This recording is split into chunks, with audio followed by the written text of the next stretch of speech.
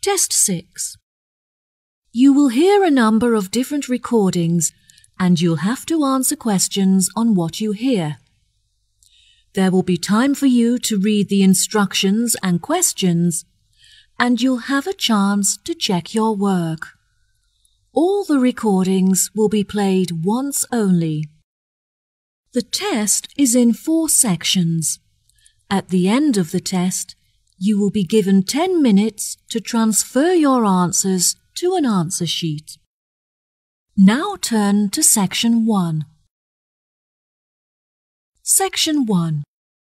You will hear a telephone conversation between a receptionist who works at a house renting agency and a man. First, you'll have some time to look at questions 1 to 4.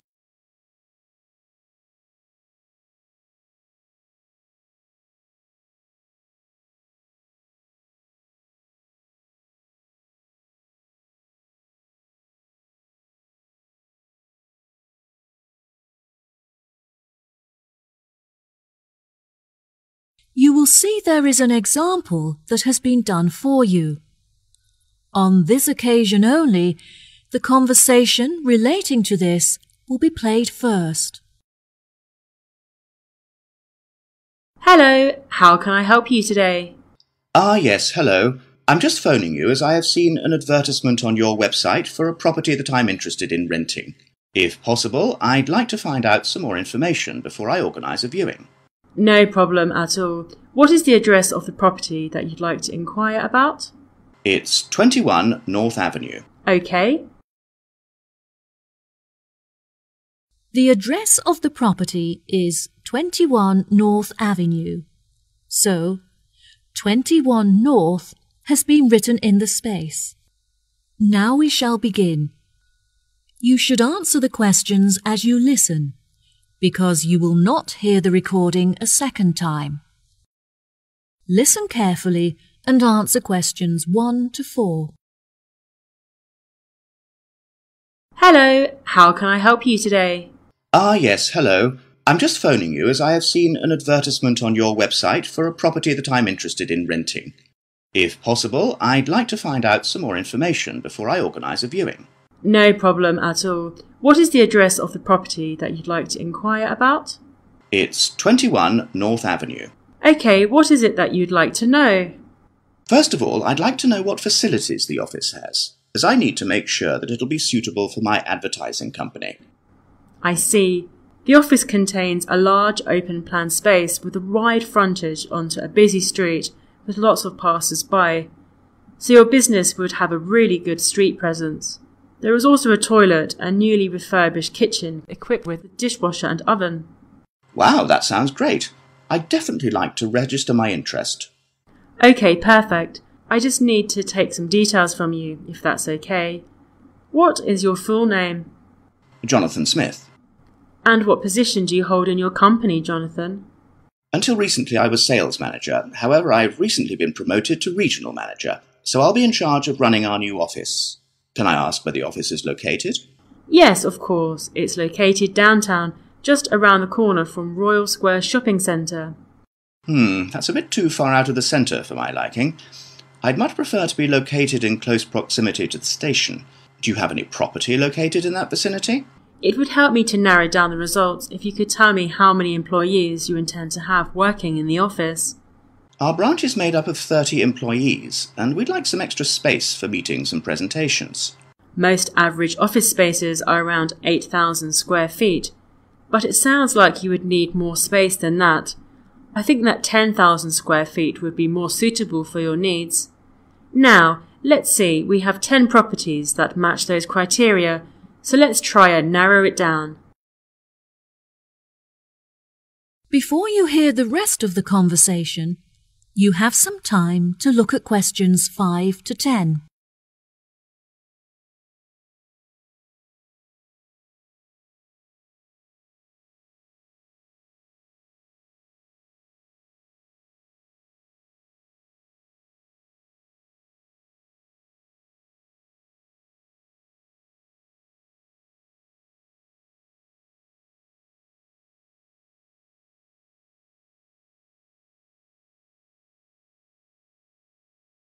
Now listen and answer questions 5 to 10. Do you have any other requirements? Well, we'll need access to the office 12 hours a day, but security should be 24-hour. We don't hold any money on the premises, but it's crucial that we protect our customer information against theft. Okay, anything else? Yes, ideally I would prefer the new office to be split over 2 levels, so that the working office area is kept separate from street level. That will enable us to locate a reception at ground floor level to welcome customers when they arrive. And are there any particular facilities that you need? Our employees work very hard throughout the day, and I want to make sure that they're well nourished. It would therefore be ideal if I could provide them with a kitchen to cook hot meals at lunchtime. Would you want the kitchen to be located at first floor level with the office? No, I don't want the office to be filled with the smell of food. It would be better if the new office had a basement where we could locate the kitchen and staff room area to keep it at arm's length from the workspace. Okay, I have now narrowed the search to 2 available properties. Do you have any other requirements that could narrow our search down to 1 result? All of our office staff will be working at desktop computers, so I'll need the office to be equipped with at least 40 power sockets if possible. Anything else? Studies have shown that exercise is very important for maintaining happiness and healthy brain function. In an office environment, it's very difficult to get sufficient daily exercise, so it would be great if they had access to a nearby exercise area. One of the available offices is located next door to a gym. Would this be suitable? Yes, absolutely. A gym is exactly what I was thinking of. Brilliant. Do you need the office to be furnished? I don't think so. I already have some furniture, so I would prefer to bring this myself. That's no problem at all. And before I forget, we will definitely require Wi-Fi access, as much of our work and customer recruitment is carried out online. No problem. It sounds like the property will suit your needs perfectly. I've taken the liberty of booking you a viewing at 3 p.m. on Thursday, so you can see it for yourself. Is there anything else I can help you with today? No, I think that's all the information I need. Thanks very much for your help. No problem. It's been my pleasure to be of assistance. Goodbye. That is the end of section 1. You now have half a minute to check your answers.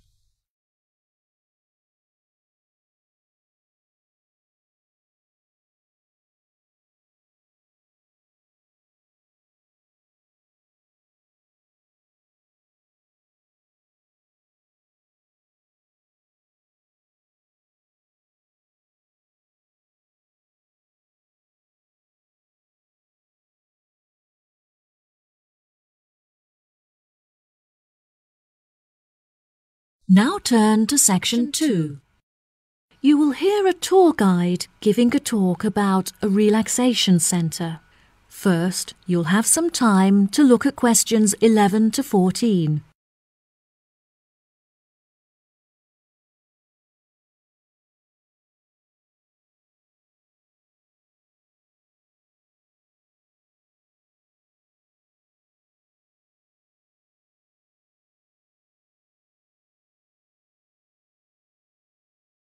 Now listen carefully and answer questions 11 to 14.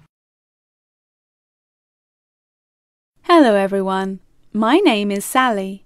Welcome to our globally renowned spa and relaxation centre here at Island View Estates.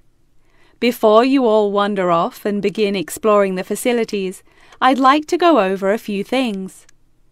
Now, this year is a very special milestone for our beloved centre, as it is our 25th anniversary.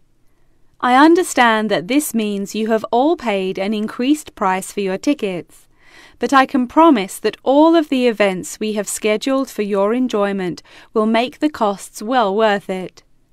I know that all of you have travelled a long distance to make it here to the centre of the New Forest, but it is thanks to its remoteness that our centre is such a beautiful place to relax. I'm sure you are all keen to find out what activities we have arranged for you, so I will give you a quick overview. Tomorrow we have arranged for you all to participate in a yoga session for the duration of the morning.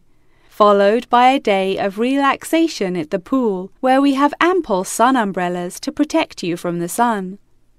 On Wednesday, we have organized a sightseeing hike through the forest, where you will be able to test your navigation skills and witness the wild ponies in their natural habitat. It's forecast to be sunny that day, but I recommend that you all bring rainproof clothes just in case. On your last day, we have a special surprise, a pony trek along the beach. We ask that you all wear full-length trousers and that all women have their hair tied up in a ponytail. Helmets are provided at the center for those who would like to wear one. There are a couple of beautiful attractions here at the center that you must all be sure to visit before you leave. The Rose Garden, located just at the corner of the property, is home to many indigenous species and is beautifully serene and peaceful, the perfect place to collect your thoughts or read a book. Our sunset boat ride has been the favorite attraction for many of our visitors. Simply hop aboard and relax whilst we sail you out into the open sea to witness one of the most beautiful spectacles that nature has to offer.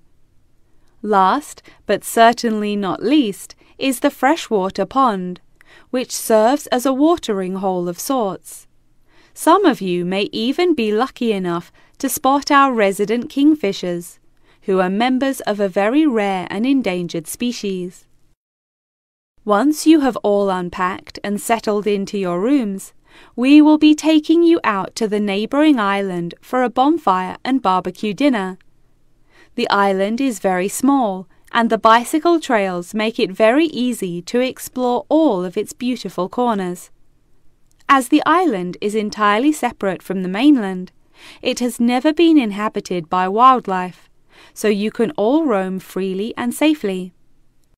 We have some bonding exercises for you all to take part in around the bonfire, where you can potentially make new friends and discover a lot about yourself. Before you hear the rest of the talk, you'll have some time to look at questions 15 to 20.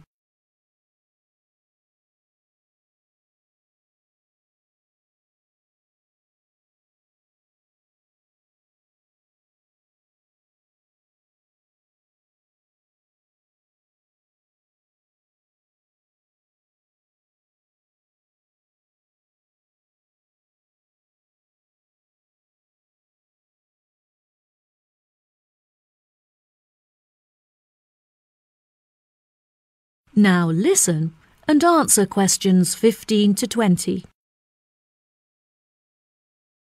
Now, let me tell you a little bit about the facilities that the resort has to offer. For those of you keen on indulging in a little bit of retail therapy, just wander along to our tourist centre, where we have a wide selection of presents on sale at reasonable prices. If you are feeling more drawn to the natural surroundings and scenery, I recommend that you take a trek up the mountain, where you can enjoy the panoramic outlook from the peak. For a bit of cultural indulgence, why not pay a visit to our small on-site theatre, where you can enjoy watching a range of movies and check out some works by our resident street artists. Just a 10-minute walk down the road is the local art museum, where you can roam around the sculpture courtyard or admire the many artworks on display. Here at the resort, we are incredibly lucky to be located right next to a nature reserve, where many species of endangered wildlife live in the pond. Just on the bank is a small hut where visitors can observe the fish and birds in their natural habitat. Now, if any of you are interested in history, you have the very interesting opportunity to visit the ancient building at the south side of the grounds.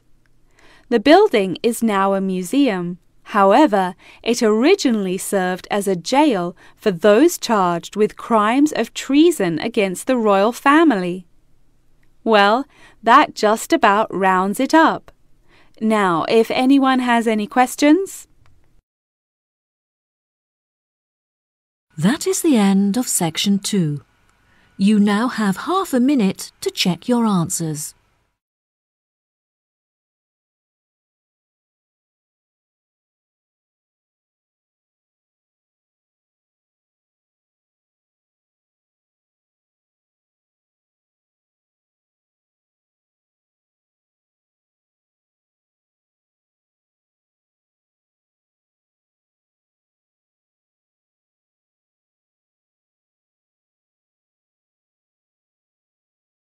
Section 3. Now turn to section... You will hear Lara and Tommy, 2 students, talking about their book club. First, you'll have some time to look at questions 21 to 24.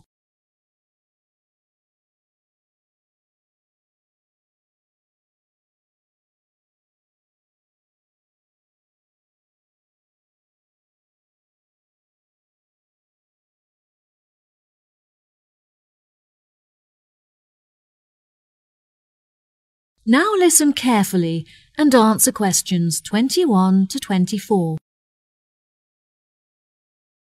Hi, Tommy. I haven't seen you for ages. How have you been? Oh, hi, Lara. I'm great.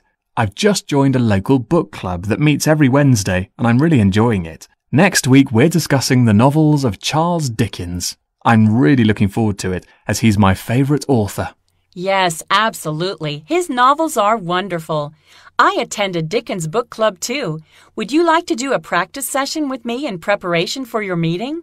Sure, that sounds great. Let's start by discussing the main characters in David Copperfield and the ways in which they're affected by the events of the story as it develops. What do you think of Rosie? I think that she's a really sweet character in the beginning, but as the story progresses, she becomes bitter because of how her relationships had turned out in the past. That's true. Her sisters all marry and live happily ever after, but she ends up alone. It is very interesting to see how deeply the change in her personality affects her relationships. What is your opinion of Florrie?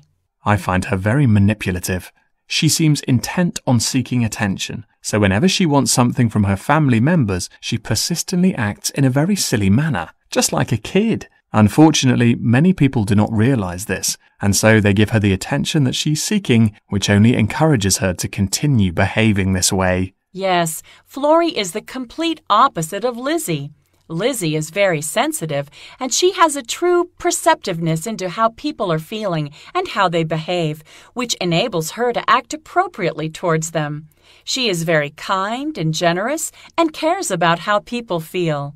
That's true, and I really like her character too. My least favourite character is Estelle, because she acts so selfishly and gets enjoyment from making others suffer.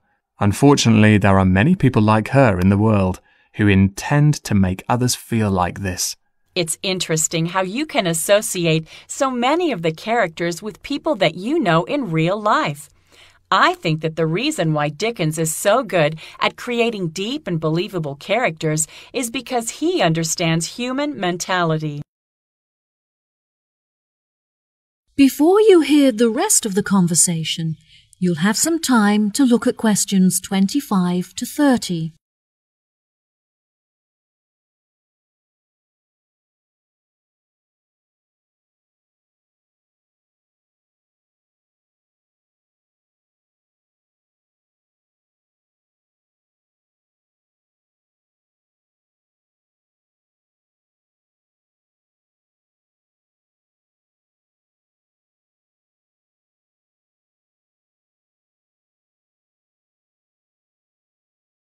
Now, listen and answer questions 25 to 30. Absolutely. What do you think of the literature lectures? I really look forward to them. They're the highlight of my week. The lecturer is usually late, but that gives you time to settle down and get organized before the lecture begins. Do you have a discussion period at the end? No, I don't think so. We're meant to, but since the lectures often begin late, this means that there is no time left for a conversation about the lecture. I think this is a real shame because it really helps you to gain a good understanding of the books when you hear other people's opinion of it. What about your lectures? My lecturers have very good organisation skills, so their lectures are well organised and packed full of information. They always leave enough time at the end for consideration, when everyone is really quiet and we reflect on the lecture in our own minds before we open up for discussion. This really helps you to gather your thoughts and absorb the information from the lecture. Oh, that sounds brilliant. Do you think there is anything that needs to be improved? My experience of the course overall is really brilliant, but I feel there are many improvements that could be made to it. The IT support staff are great, but there are just not enough computers available for the numbers of people that need to use them. Every time that I need to use a computer, I have to queue up for at least 15 minutes. I find that the librarians are really helpful and approachable. However, the equipment is just not good enough. Whenever I need to use the photocopying facilities, for example, most of the machines are really old and slow, which means that you have to wait for ages for them to work. It's really frustrating because I'm often stretched for time. Perhaps we should start a petition to encourage the university to improve their facilities. That sounds good. What do you think of the group discussions? I really enjoy them. Since the class groups are so small, everyone gets to have their say and contribute thoughts to the conversation, so the classes are really effective. The only issue is that it's very difficult to find an opportunity to meet up, since everyone has such busy schedules. Yes, definitely. In our class, we pass around a ball, and only the person holding the ball is allowed to speak. Each person is only allowed to speak for a minute at a time, which helps us to make sure that we use the class time fairly, and it also makes the discussion more fun. That's true. It's been really great catching up with you. Thanks for your help. No problem. Good luck at your class. Bye. That is the end of section 3. You now have half a minute to check your answers.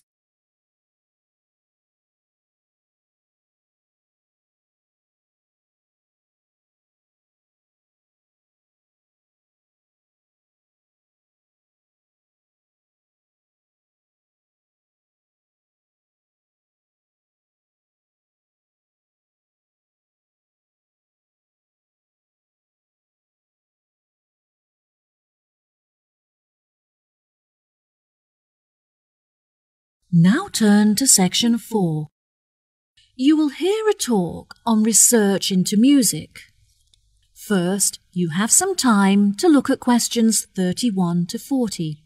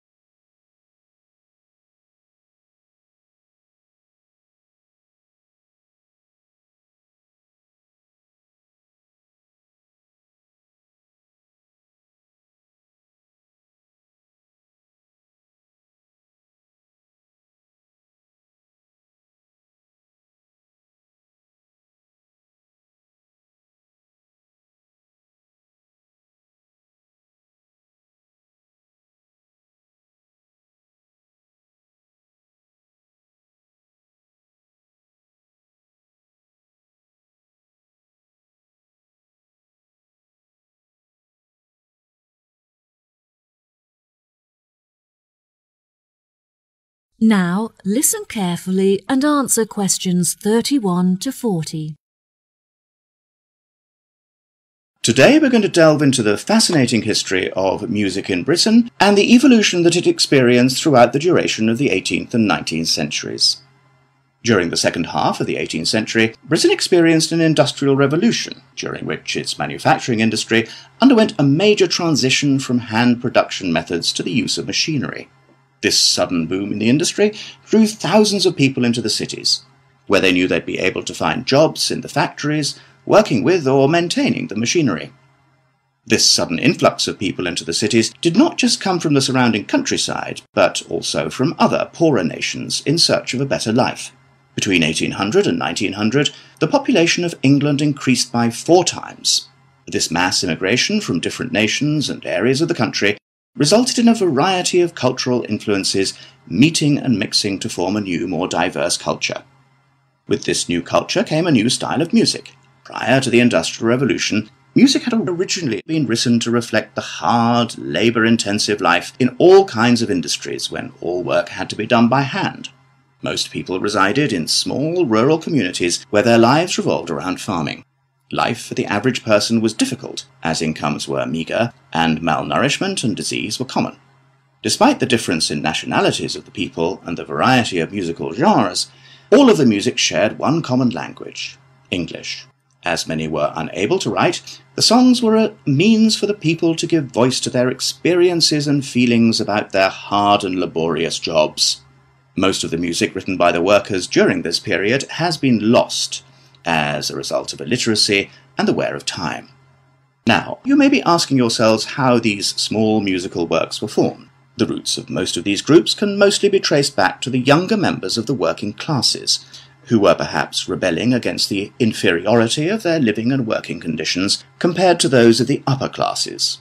Young performers would often lead these musical trends, usually possessing a great talent for singing or playing particular handmade instruments. As time progressed into the 19th century, these musical groups had gained much notoriety and would hold small performances in the street for all to watch. It was perhaps their blind optimism and rebellious spirit that led them to become so popular with their audiences, which were usually made up of the poorest of the poor. Despite efforts by the upper classes to put an end to these musical traditions, they continued to gain popularity and flourish. By the late 1870s, they had evolved past the barrier of the social echelons and gained access to the middle class.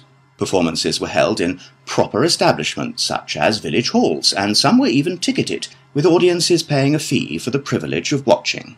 Music produced by these groups were better recorded, and some is still preserved today in museums. The music of these groups may not exist in the present day, but its influences are still clear if you look closely enough. In classical culture, for example, many of the themes and theatrical performances are still based on the lives and experiences of the working classes both prior to and following the Industrial Revolution. The novel entitled Les Miserables by Victor Hugo, for example, is a novel about the French working classes and is still widely popular today. The original recordings of the music written during these periods are now hugely valuable due to the demand from avid collectors and enthusiastic fans. Many of these recordings are publicly owned and displayed in museum exhibits. However, a selection are still privately owned and occasionally appear for sale in auctions, often reaching prices in the hundreds of thousands. Well, that just about wraps the lecture up for today, so if anyone has any questions... That is the end of section 4. You now have half a minute to check your answers.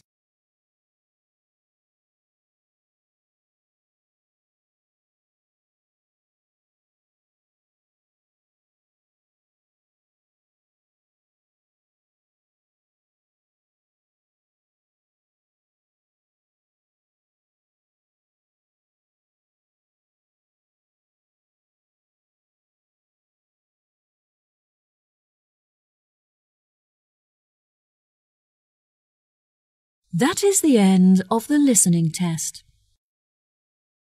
In the IELTS test, you will now have 10 minutes to transfer your answers to the answer sheet.